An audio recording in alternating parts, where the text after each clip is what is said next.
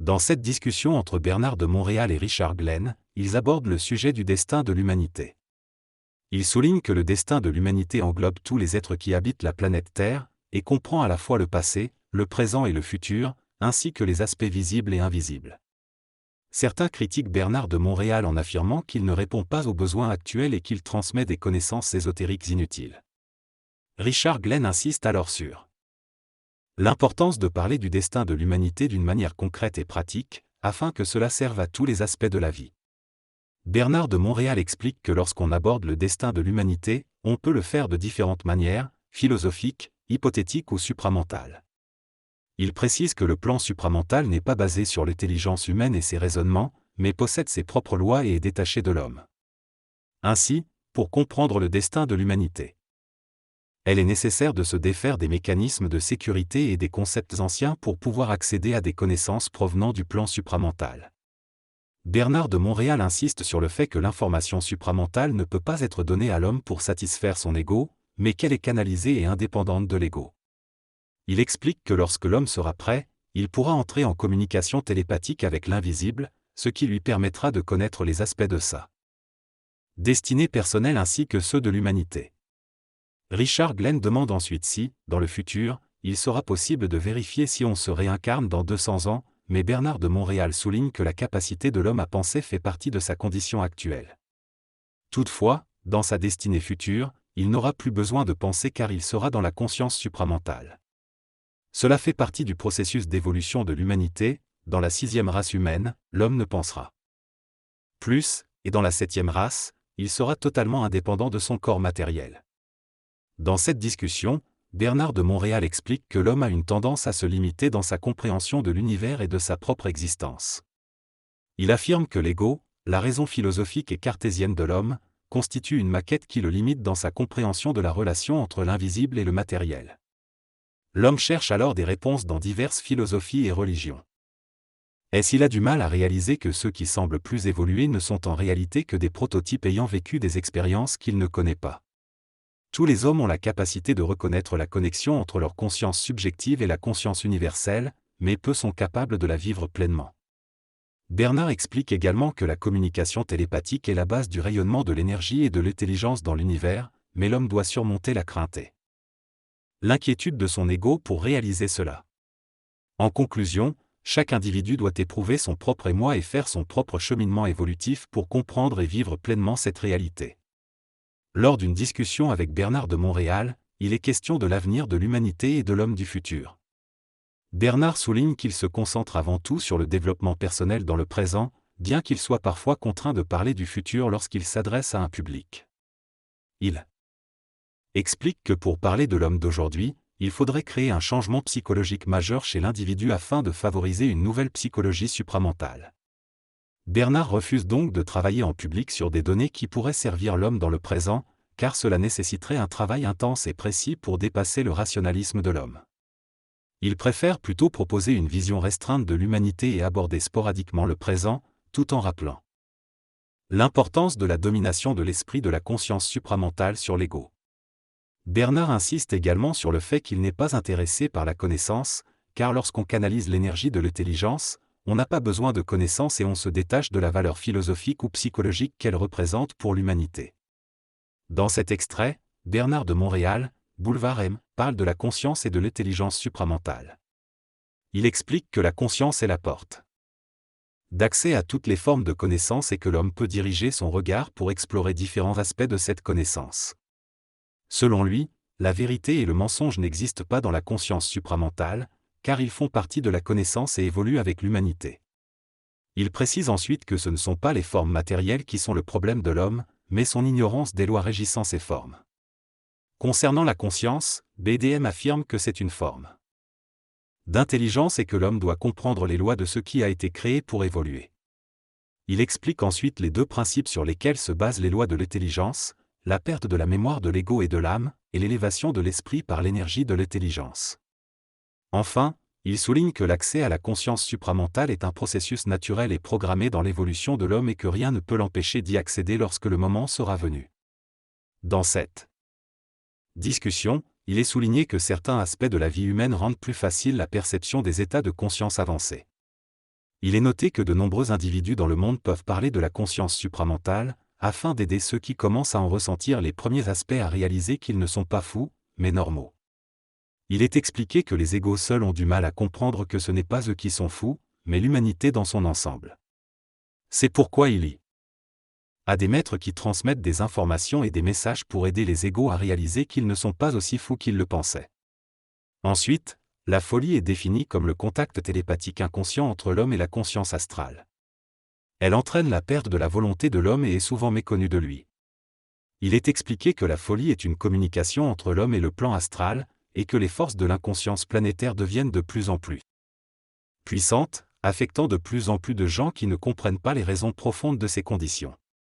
Enfin, il est précisé que conscience et intelligence sont synonymes mais ne sont pas la même chose.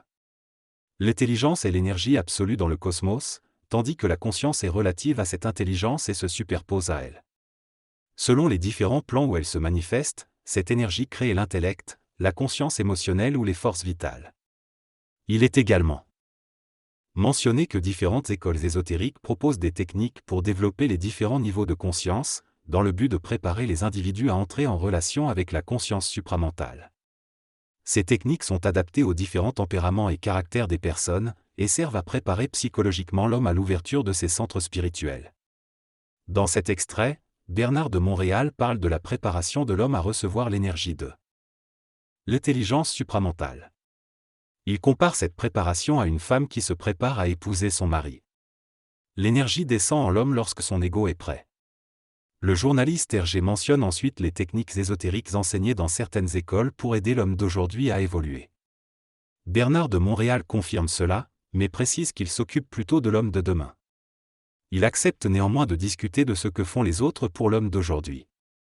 Le journaliste aborde ensuite les fondements de la Kabbale, de l'astrosophie et de l'alchimie, en demandant comment ces pratiques préparent l'homme à l'intelligence supramentale. Bernard de Montréal explique que l'alchimie est une science intuitive qui permet de spiritualiser la matière astrale. Il mentionne qu'un grand alchimiste comprend ce qu'il fait, mais ne sait pas pourquoi il le fait. Il explique que le but est de changer la nature atomique du mental et du corps astral pour évoluer vers la conscience atomique. Et finalement savoir plutôt que comprendre. Le journaliste demande ensuite l'importance de la pierre philosophale et de l'élixir de longue vie dans le supramental. Bernard de Montréal répond que la pierre philosophale a deux significations, mais ne donne pas plus de détails dans cet extrait. La pierre philosophale est un élément essentiel pour l'alchimiste car elle lui permet d'atteindre un état d'esprit suffisamment puissant pour comprendre le secret de la matière. Elle se trouve à la fois dans son énergie mentale et astrale et doit être intégrée dans la conscience supramentale en VEX. La conscience supramentale permet au philosophe de la matière de détruire ses conceptions passées au niveau astral et de reconstruire un état parfait de domination de la forme. Cela lui permet d'accéder à l'élixir de vie et d'étendre sa conscience vers des plans parallèles. La destruction de l'âme est un des plus grands secrets de l'évolution de l'homme et il est nécessaire de comprendre les lois de la mémoire pour utiliser la pierre philosophale. L'homme doit réaliser qu'il est multidimensionnel et ne pas s'attacher à la forme, mais plutôt à l'intelligence cosmique. La pierre philosophale est une forme somptueuse vue du point de vue astral et abstraite, précise et perçue au niveau du plan mental. L'alchimiste cesse d'être un alchimiste lorsqu'il atteint la perfection de son savoir. L'homme doit cesser de chercher une fois qu'il a trouvé l'intelligence du savoir, car l'intelligence est immanente et il n'a plus besoin de chercher ou de découvrir. Dans cette discussion, il est mentionné que l'élévation des vibrations et l'amélioration du fonctionnement ne sont que des moyens essentiels pour l'humanité. Les écoles ésotériques existent sur Terre afin d'éviter que l'humanité ne se perde dans des préoccupations matérielles insignifiantes. L'or est un symbole important car il représente symboliquement le Soleil dans notre système solaire et possède une vibration particulière en lien avec la nature la plus élevée. Cependant, il est souligné que l'homme ne doit pas s'arrêter à la lumière, mais doit comprendre les lois de l'énergie et de l'intelligence qui se cachent derrière. L'auteur critique ceux qui s'arrêtent à la fascination de la lumière et du mysticisme, au lieu de poursuivre leur évolution pour atteindre un stade au-delà de la lumière et comprendre les véritables lois de l'intelligence et de la matière. Une fois que l'humanité aura dépassé le stade du nirvana et sera en contact avec des intelligences supérieures, elle pourra accéder à une connaissance au-delà des conceptions traditionnelles et intellectuelles. L'ego est décrit comme luciférique, mais il doit se transmuter et être neutralisé pour devenir simplement de la lumière, affranchi de l'ombre de la forme. La conscience astrale joue un rôle important dans l'évolution de l'homme, mais elle doit être dépassée pour atteindre la conscience ultime de l'intelligence. L'ésotérisme mondial est lié à la conscience astrale, mais à la fin du cycle, lorsque la Terre connaîtra une régénération, l'astral sera neutralisé.